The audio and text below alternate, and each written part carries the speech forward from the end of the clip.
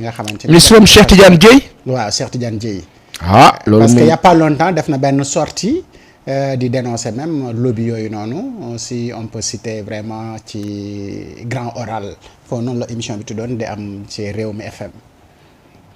alors loolu moom bu amee nag moom dana xaw a gauche bu fekkee ni par exemple moom dafaa xeex ay lobby.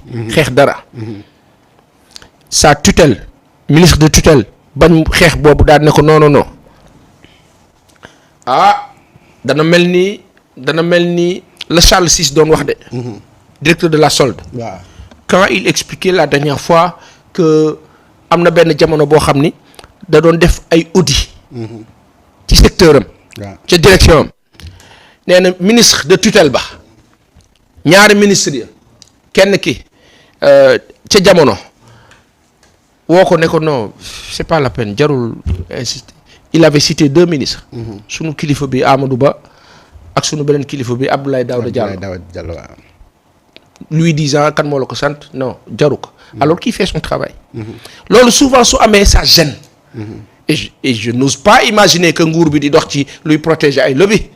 donc yaakaaruma ko bu loolu moom bu amee kilifa bi Cheikh Tidiane Dièye ma maandu parce que je n'ose pas imaginer fi dëkk bi toll ak liñ fi jot a xeex yépp ab ministre nekk fii Sénégal di protéger lobby ba mu jaral ko xëccoog directeur général kooku daal di ñu pousse ko bu dee loolu am na ma xam ni gars yi du ñu dem. marde aussi yaakaaruma loolu non. le temps que ñu dégte leen ndax bi may def recoupement bi jox benn vidéo bu nga xamante ni ki ma wax li mu wax ci vidéo boobu également la wax Dóor mën nga ñu jox li nga xamante ni moom mooy vidéo bi nga xamante ni benn extrait la ci émission bu Cheikh Dieng defoon ci Rewmi loolu moom si la wax ne moom moo tax. ñu limogé directeur u ONAS boobu noonu door nga jox ñu vidéo bi internet ci seetaan ko ñu door a ñëwaat ci émission bi.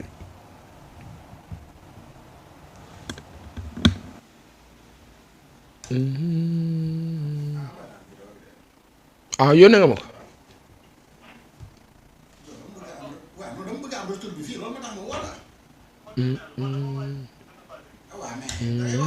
donc alors Dóor dafa am jafe-jafe technique ci ak vidéo bi alors le temps que mu régler problème boobu noonu ñu wax ci ak ñi nga xam ñu wan leen dëgtal leen sorte bi nga xamante ni moom la Cheikh Dieng defoon ci mbir moomu alors passe ndax jàppoon ne même bu fekkoon ni def na gestion une faute de gestion wala dañ ko war a promouvoir. gàttul trop ci diggante bi fii rek 2 mois déjà si nga xamante ni yaa ngi woon sur le terrain ñu daal di lay limoger et pendant ce temps am na ñooñu Macky Sall yoo xamante ni ba léegi ñu ngi def seen poste. alors je xam nga souvent genre situation yi sax bu amee man jàpp naa ni day baax le service de communication ou le porte-parole du gouvernement. préciser. doon na bien quoi je veux dire ne diw kat dañ ko taboon. mais dans le communiqué remplacer lañ bind bind ñu. oui limogé oui binduñu ko remplacer. mais remplacer peut-être bu ñu nee remplacer moom dafa war a dem ci yeneen occupation. peut-être mais même yeneen directeurs généraux yi dem sax remplacer la ñuy bind. waaw en général. mais je pense que ci wàllu peut-être ci mën na. nekk luy gêner nii parce que bon après on dira nous ne savons pas eux ils ont leurs raisons qui ne sauraient être nos raisons mais qui sont les raisons qui font que il faut constater cela et l'accepter ainsi en ainsi est-ce qu'il pourra le faire c'est quoi la cause on ne sait pas donc mais je pense que doon na baax cas de figure yu mel nii état bi dañuy wax ne oui dañ ko dindi parce que su fekkee lu profond nag état léeg-léeg mu jël décision ci nit dimbali nit ka suturaal ka tout comme état mën na jël décision ba mu nekk sanction parce que amaana diw dafa doon siisu xëccoo loo xam ni peut-être état bi supporté wu ko et cetera et cetera. Mais s'il s'agit de tutelle que monsieur Cheikh Tidiane Dièye xëccoo ak monsieur Cheikh Dieng parce que Cheikh Dieng dafa am lobby yu mu lànk ne faw mu def face ak ñoom. je n'y crois pas loolu bu amee kon jarutoon ñuy def changement. waaw dans tous les cas on mettra la vidéo avant la fin. incha allah de l'émission fi nga xamante ni véritablement moom nee na fekk na fa 5 lobby yu nga xamante ni lobby yooyu daal ñoom ñoo yor affaire bi te nee nañu aussi parce que ni mu ko waxee mot pour par mot mooy que ni lobby yooyu bu fekkee ni da nga leen di xeex dañuy fexe noo fa jógee et quelques jours après moom mu jógee fa. tey doon xeex loolu la wala du loolu dinañ ci gën a xam lu ñu gën a leer. fi lekk ay fan yi nga xamante ni moom mooy. waaw y a toujours des puissances tapis. dans le communiqué du conseil des ministres ñëw nañu bu baax ci histoire Thiaroye 44. oui ak position bi nga xamante ni moom la ci président Pastef am di Ousmane Sonko naka nga jàngatee position bi nga xamante ni moom la Ousmane Sonko am dans cette histoire de Thiaroye 44 ak tontu yi nga xamante ni am na ko. tontu yi nga xamante ni ay politiciens wax nañu ko ne. waroon na occupé wu ci leneen lu nga xamante ni moom mooy les 86 morts wax ñu lan moo am entre moom ak Macky Sall ci protocole de Baye Sogui wala protocole de Cap Manuel ñeneen ñi ne dafa dem ba nga xamante ni dafa commencé jaloux saa su Diomaye demee France rek moom mu tiré ci français yi. alors moi je dis une chose. Il faut que ñu def la part des choses. Thiaroye 1944. sunu baay bi Guèye Para daf ñu ne 900 tirailleurs la ñu rey. 900. alors que ñi 70 ay moins que ça. non ñii di wax naan 6 soldats la ñuy reconnaître. mais il faut que xam nga réew dina toll foo xam ni. du ne Aliou Top wax na bon Aliou Top neexuma donc lu mu wax ak lu muy waaj a wax ak lu mu waxoon ak lu mu non dara amu ci sans réfléchir waaye gis nga xol dañu kaa ubbi féexal ka te pour mu féex faw nga wakkilu ci sunu borom gëm yàlla nangu li mu def am na sens boo xam ne soo ko déggee ci kàddu da nga naan oh ko problème mu cœur la am na loo xam bu amee rek xol mooy wax am loo xam ne boo waxee c'est réfléchi. Monsieur Sonko j'ai lu son texte te man bu ma sañoon sax du def texte. ba ciy préciser sax chef de parti passif. non c'est le premier ministre de la République du Sénégal qui a parlé et qui a trop raison sur ce qu'il a dit looluy dëgg jarul sax di def ay kii carapace pour se protéger ou pas y a rien c'est le premier ministre de la République du Sénégal. dignement et fier qui s'est exprimé par rapport à une situation catastrophique endurée par nos ancêtres loolay dëgg jaru billaay dafa baax rek di préciser ay chef de parti jaru ko chef de parti pour bañ ko ko tudd mais rek ko tudd ko ko kii non c'est le PM qui parle c'est l'État du Sénégal qui parle c'est le gouvernement qui parle. non mais bëgg ci dugal gouvernement non parce que xam nga lu tax nguur gi ak gouvernement bi ak ñi ànd ak ñoom ñëpp c'est parce qu'il y a eu un combat mené par un Sénégalais à l'air si altier et fièrement représentatif qui s'appelle M. Sonko Ousmane qui dit Khalil il est temps que la France nous foute la paix quand quelqu'un dit ça su nguur gi faloo sur cette base là lu ca génn contre ñooñu da leen di engagé te kàddu dëgg la saa waay kàddu dëgg du loo xam ne kàddu dëgg moom kaka amee li mu wax dara du si den te loolu moo di dëgg te képp koo xam ne Sénégal nga war a mën a ànd si kàddu googu. waaw te muy dëgg. après nag sur le plan politique si ngeen d'accord ngeen bañ a d'accord mais le principe même sacro-saint de dire au tubaab yéen a war a wax ne ñun ñàkk nañu nangam ak nangam ñun ñi ñàkk ñoo xam ñi ñu ñàkk ñana. looluy dëgg mais comment on peut refuser cela comment on peut parce que tey soo ñëwee nga ne bon les 86 morts oui c'est un problème énorme. loolu dafa laaj sax deuil national. mais malheureusement mu ngi am always. allons voir la cause ou les causes. waaw lan moo ko sooke. parce que mënoo wax ci problème ba tëb cause ñëw nag taxaw fi ko taxaw rek naan waaw léegi nag. nañu wax ci problème bi. loolu jëfi waaba jiba la. ma wax la fi benn affaire. 2004 il y a un premier ministre qui a été nommé en remplacement de monsieur Seck Idrissa. Ce premier ministre s'appelait Macky Sall.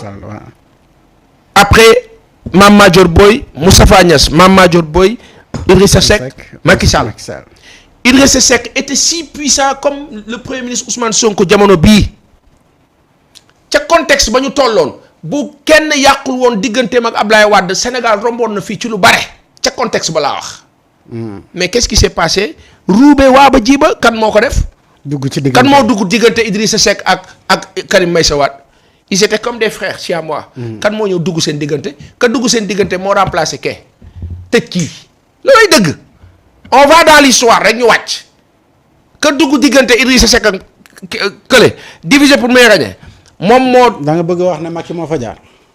moo daaneel baay jaxase yàq nguuram wàcce ko nit ñi mere ko mu tëj doom sànq kële ba pare toog loolu lay dëgg 2004 2005 2004 fii on était là je l'ai couvert j'étais au journal le matin au même moment on a écrit le papier fii Padois bi ñuy lancé le truc de Apix autoroute à péage ak kii ñaan waaye nu mu tudd sanu yaay bi Aminata ñaan waaw Macky Sall ñëw Sénégalais yëpp commencé même dans la presse on avait écrit que Macky dafa ñëw rek projet Ablaye Wade yi commencé démarrer posons-nous la question nan la démarrer quand on parle d'infrastructure c'est la France. mais Macky Sall aussi bokk na ci ministre yi nga xamante ni Abdoulaye Wade tàgg na leen ne ko yéex la. waaw non ca la mu doon gis la.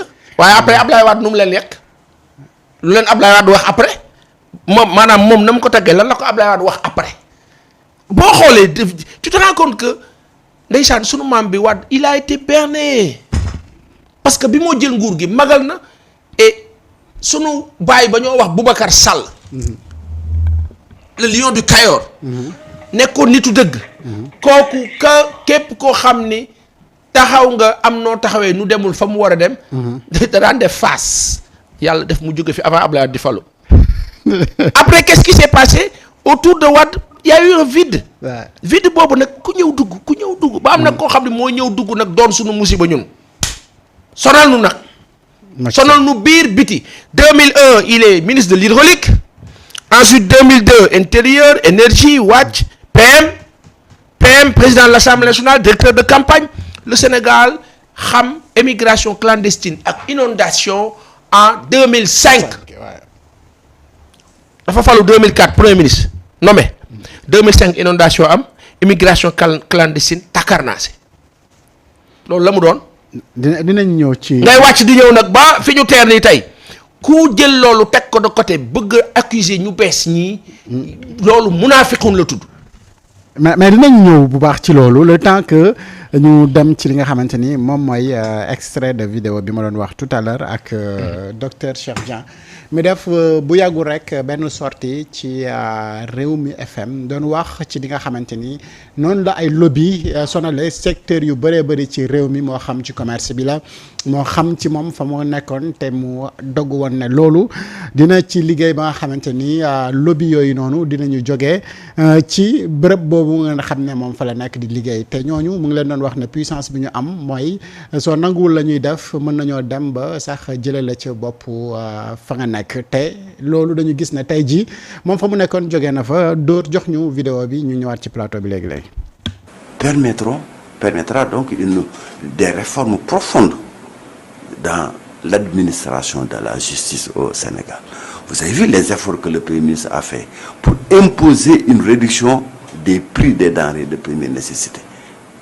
Et vous avez suivi également donc la contre-offensive des lobbies. Parce que pour faire ces ruptures, que ce soit dans le domaine de l'assainissement, où il y a des lobbies très forts qui se disent majors, qui vont empêcher toute réforme substantielle du secteur, que ce soit dans le domaine donc du commerce international, que ce soit dans le domaine donc des infrastructures routières, etc. Partout, nous avons des lobbies constitués à travers donc une gestion clientéliste, une gestion politicienne que le président Macky Sall avait mise en place. Et aujourd'hui, voilà, l'un des premiers chantiers, c'est d'avoir le courage d'affronter la réalité. Ces lobbies qui étaient constitués et qui vont défendre des intérêts. J'allais dire des intérêts de classe, en tout cas des intérêts de groupe. Pour faire des travaux d'assainissement, pas concentrer autant de milliards def autour nañu de ko 5. ci am nañu ko ci Cheikh Dieng bi ñu def suñu recoupement lu tax ñu dal di koy dàq ki ñu jox ne donc conflit la bu mu am entre moom ak ministre am ci direction boobu noonu moom moo ñu envoyé wala en même temps extrait de vidéo boobu noonu pour wane ne véritablement conflit la moo xamante ni moom bëggoon na ko régler entre ñoom moo tax ñu mujjee dàq ki nga xamante ni moom moo di docteur Cheikh Dieng. Paasan sànq ñu ngi si doon wax bu fekkee ni lii moom moo tax mu jógee ci bopp ONAS ndax problème commencé wul am ndax rupture bi nga xamante ni moom la nit ñi di xaarandi est-ce que yaakaar ba ci nit ñi amoon commencé wul di yàqeeku. Je pense que j'ai hâte d'avoir plus de précision par rapport à cette décision le concernant. mënuma ci sori trop parce que voilà xamuma mais lii nii cette explication là. su amee ni ñu ko waxee nii. mu nekk la cause lu tax ñu jëlee ko foofu. mais ki ma jox version bi il est proche. très proche de Cheikh Dieng. waaw mais je veux dire su fekkee ni mu ko waxee déggoo li ma la su fekkee ni mu ko waxee nii noonu la amee. je serai très déçu. je serai hyper déçu moo tax bëgguma gaawtu. je préfère maandu toog déglu noter te ba am beneen version il nous faut l'autre version je n'ose pas imaginer par exemple xam nga yow lii lañ la wax. waaw man off the record on m'a soufflé ne ma non dafa am feneen fu mu war a dem. dañ ko war a upgrade. feneen fu mu war a dem léegi man ban version laa war a mën a gëm bii wala bële léegi bii ma jël tee toog déglu ba itam ma tee toog xaar déglu. mais upgrade bi est-ce que tayul xel parce que à moins de 3 mois 1 mois et quelque nga def ko ci benn service ñu gome la. oui ça peut. après na la dañ lay upgrade. ça peut poser problème. en même temps am na ay leaders yu nga xamante ne dañu accompagner woon projet bi ñu ngi toog di xaar amaguñ benn poste. alors au-delà il y a surtout li nga doon wax sànq moo di ne ñii àndoon ak le président Macky Sall di def sénégalais yu lu bon lu ne. voilà continuer seen ay postes ñu kaa occupé jamono bi ça gêne. ça gêne loolu je pense que nguur bu bees bi am naa yaakaar ne ñu ngi see dox et il faut ñu dox si nag parce que saa ay nit mënuñu fi toog def ñu lu bon lu ne. non ba pare di ànd ak xam nga mag ya réew lool yooyu nga xam ne c'est-à-dire lu leen neex ñu def ko ak nu mu leen neexee nga kon ne bàyyi leen ñuy rombaat Sénégal yi di leen snobé ça gêne ça pose problème. sachant que ñoom li ñuy liggéey am na ñeneen ñu leen ko dàq wala ñu ko mën ñoo xam ni gën nañu jege ce parti là wala ils sont du Pastef. wala ils sont de cette coalition wala ils sont d'honnêtes Sénégalais capables de faire le travail donc yàqkat moom comme réew yu mag yi. soo yàqee dootoo fi falu dootoo gérer da ngay dem toog rek dox say dox lijjanti sa bopp mais suñu yëf nguur Sénégal dootoo ko yor te foofu la ñu war a dem ku yàq réew mi dootoo gérer mais yàq réew mi dem taxaw opposé wu yooxu way kii daal di ñëwaat taxawaat. jëlaat repositionné wu. non loolu c'est fini loolu sénégalais waruñu tuñ ko nangu sax waa ji toj fi mu ngi mel ni tey waa APR liñ fi def yëpp. ñuy toogaat fi naan waaw yéen a waxoon nangam lu yéen waxunoo gi yéen. bu leen mënoon seppi sax génn leen réew mi def ko waaye nag amuñ droit bi def ko waaw comme ay sénégalais lañ ko. déggoo li ma la buñ ko mënoon ma ay bu ma ko mënoon. APR lu takk laale si ñoom ci jëf te pourtant ña fa baax a ëpp waaye la leen tiim na mu leen tiimee benn moment defloo ñenn ñi ci ñoom ñu nekk benn groupuscule bu ndaw fatt réew mi. boo leen mënoon ne ñàpp nii. sànni. nan nu baal.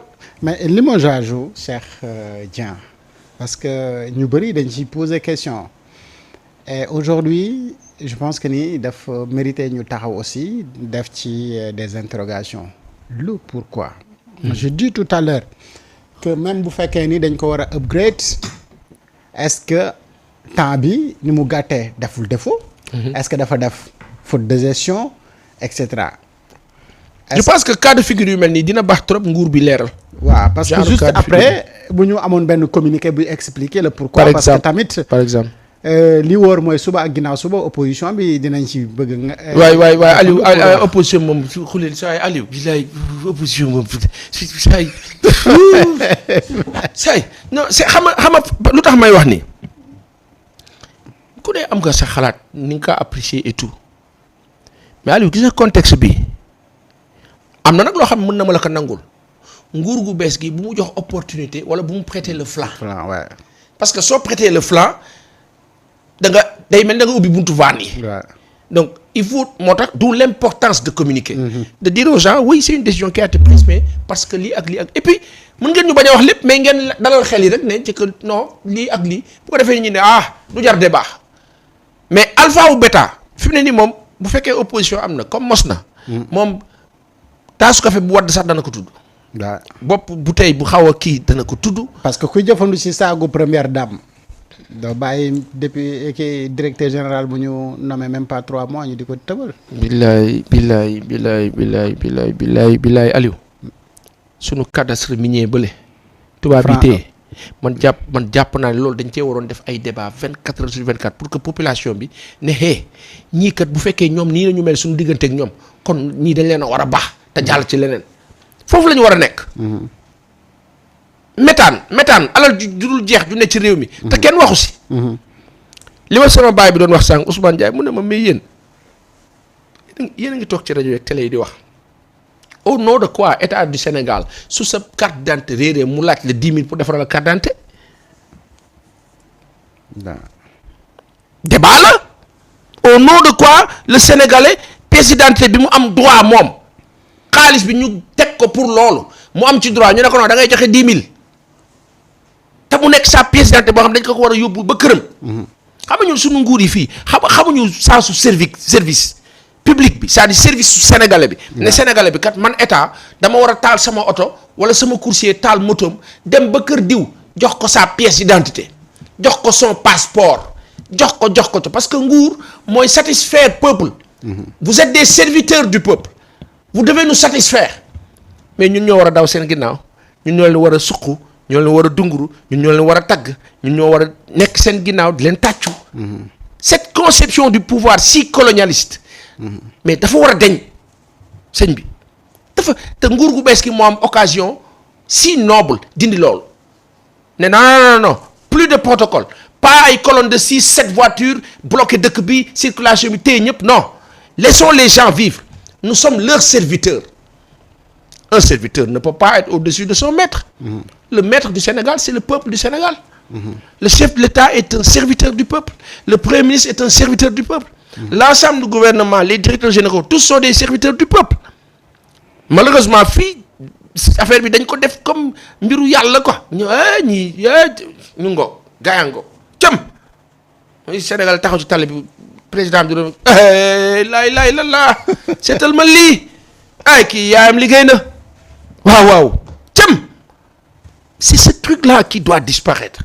Le débat, on doit l'amener à ce niveau. Ouais. C'est-à-dire, tu vas voir le Premier ministre ou le ministre hollandais qui quitte son poste. Il prend son vélo, il part. Ouais. Ce truc-là doit arriver. Mais là, c'est quand toute la dignité humaine de chaque Sénégalais sera restaurée. Là, le Sénégalais, monsieur le ministre, monsieur le ministre, nos respects à vous. Monsieur, nos respects à vous, madame ou monsieur. Nga sentir autorité bi jox na la sa gëdd mais l'autorité qui te fait comme ça une petite main xulil nii ça va mépriser la minimiser la parce que doo autorité moom autorité la ce truc là doit disparaître mais loolu dafa bokk ci sens civique pour man débat yi foofu la war a nekk ñu orienté débat yi ci mbiru saak ay saak ak yooyu moom cekkit leen ma ci la mais naka nga mën a jàngatee à moins de 3 mois ñu limogé benn directeur général pendant ce temps ay ñooñu Macky Sall ba léegi ñoom ñu ngi fa ñu nekkoon. c'est pas bien c'est kilifa nag ñoo xam lu tax je dirais toujours ñoo xam lu tax parce que jusqu'ici moi j'ai envie de mais pas ça est-ce que foofu amul incohérence si soo gisee directeur général bu nga xam ne yow yaa ko tànn parmi tant de Sénégalais yu nga xamante ne xam nga leen. oui nga nommé ko à moins de 3 mois nga dindi ko. oui te am ñeneen ñu nga xamante ni. maintenant nga bàyyi leen fa su fekkee ni léegi ma jàpp en moins de 3 mois nga dindi ko sachant que et cetera loolu benn part la.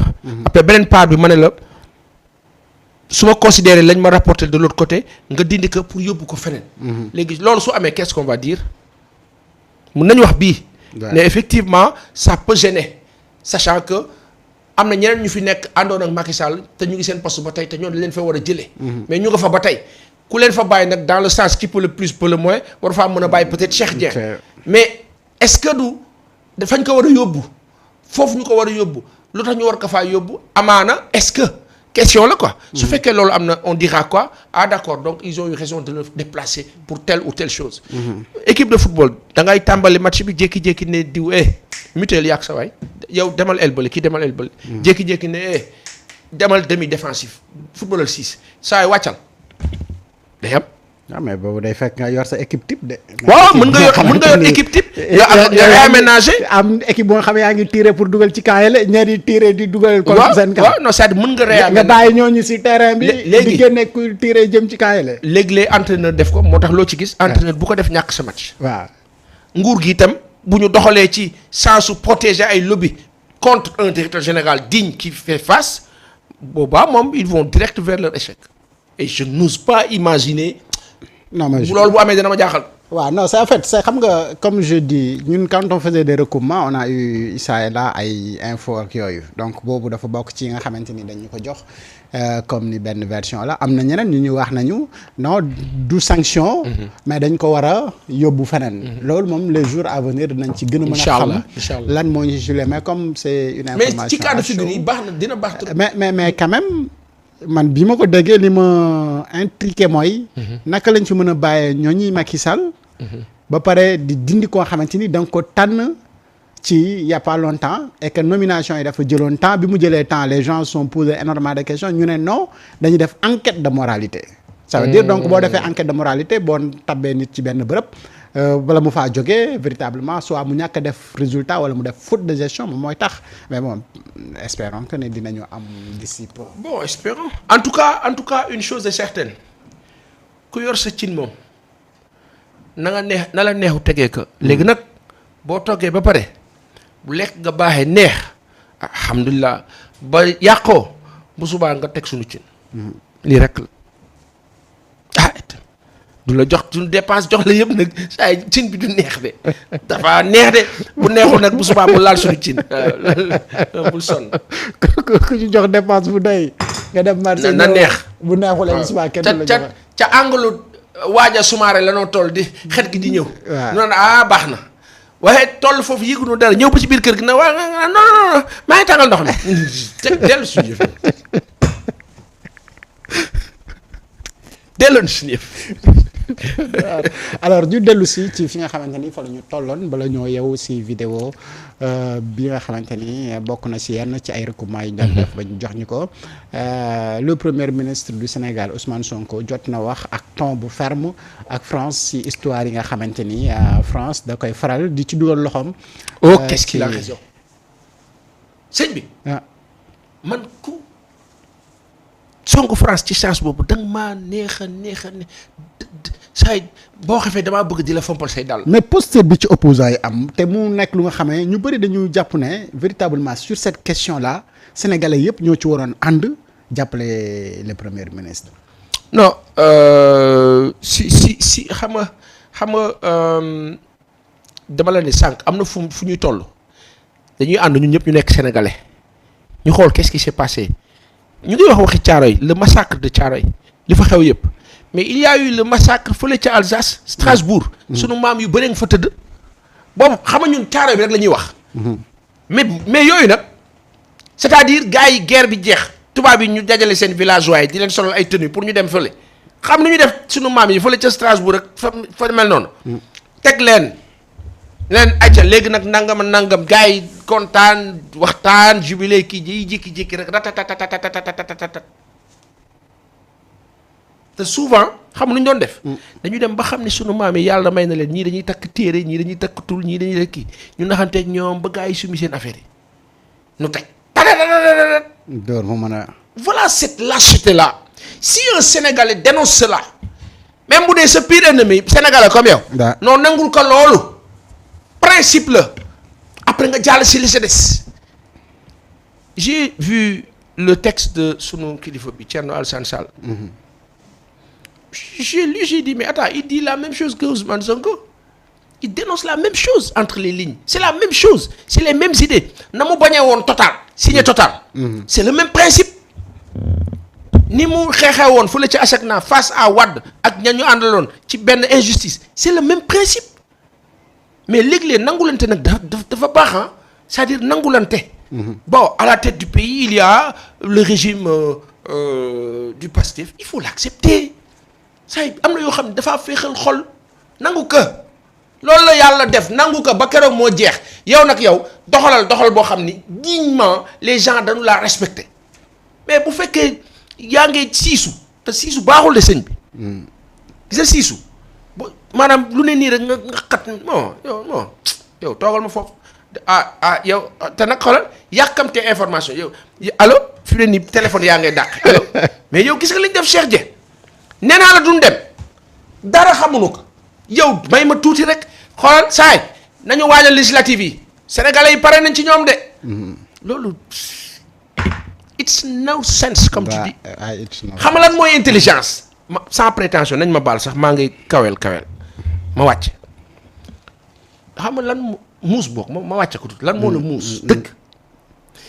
mooy capacité xool situation bi dëgg lan la waaw sénégalais yi est-ce que man su ma waxee lii dinañ ma dégluwul la waaye sénégalais lu tax dégluwul ma nga xool nga analyser nga ne yàlla dafay teg ku ñoo déglu plus que man comme yàlla moo ko fi teg nag kon xaaral ma nangul ko loolu taxul ma dem ànd ak moom de mais naa ko nangul ne yàlla teg na ko fi moom la gars yi di déglu léegi ma xool su defee lu baax loolu c'est bien bu defee safaan nag ma ne ko sëñ bi fii nag da ngeen juum de il faut ngeen nangam mais boo ko tegee ci ay détails de la fanfaronnade politicienne Sénégal bi toog mere woon la démb xam nu moo def gis nga ñii dalaa gën a suufeel bu dee législative ngay